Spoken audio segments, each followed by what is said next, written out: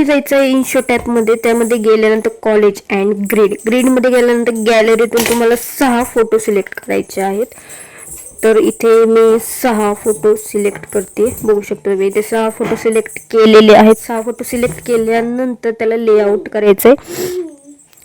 असं लेआउट वगैरे करून झाल्यानंतर ॲडजस्टमध्ये जा आणि हा फोटो जो आहे तो नीट फिल्टर ॲडजस्ट करू. ऑल फोटो तुम्हाला जो आहे तो ब्लॅक अँड व्हाईट करायचा आहे. इथे ॲडजस्टमध्ये जाऊन बघू शकता तुम्ही all photo black and white केल्यानंतर स्टिकरमध्ये जाऊन इथे गॅलरीचं ऑप्शन आहे. त्यामध्ये जाऊन तुम्हाला परत 3 फोटो सिलेक्ट करायचे. एक एक करून 3 फोटो सिलेक्ट करायचे. पहिले एक, नंतर एक अँड तिसरा एक, असे करून इथे पण तुम्हाला त्याला इफेक्ट वगैरे द्यायचा आहे. इथे मी फर्स्ट फोटो केलेला आहे. तसेच तिन्ही पण फोटो करायचे आहेत.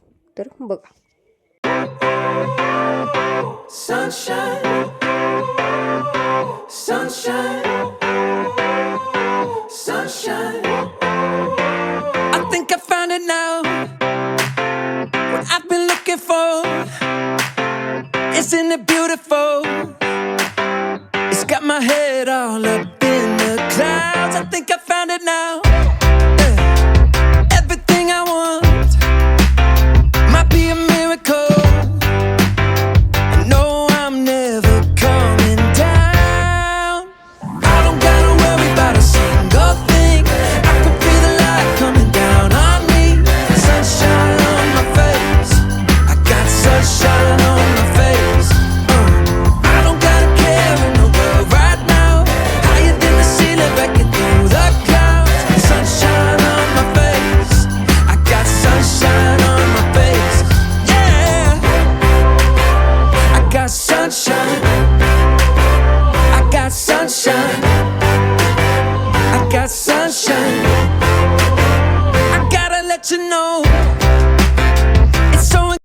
तर हे जे 3 फोटो आहेत ते तुम्हाला नीट ॲडजस्ट करायचे आहेत. कारण मागचा जो बॅकग्राऊंडचा फोटो आहे त्यातले पण फोटो थोडेफार दिसले पाहिजे. ते बॅकग्राऊंड पण अँड हे फोटो पण असे एकदम सेम टाईप दिसायला पाहिजे.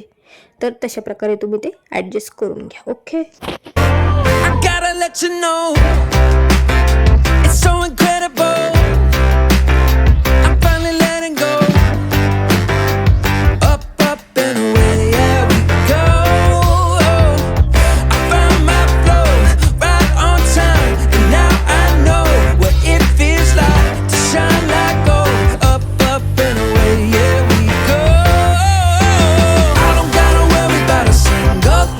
हे टेक्स्टमध्ये जाऊन मी माय क्यूटी म्हणून टाईप केलेलं आहे आणि तिथं त्या बॅकग्राऊंड फोटोमध्ये ते ॲडजस्ट करून घेतलेलं आहे. तर तुम्ही पण त्या प्रकारे टेक्स्टमध्ये जा.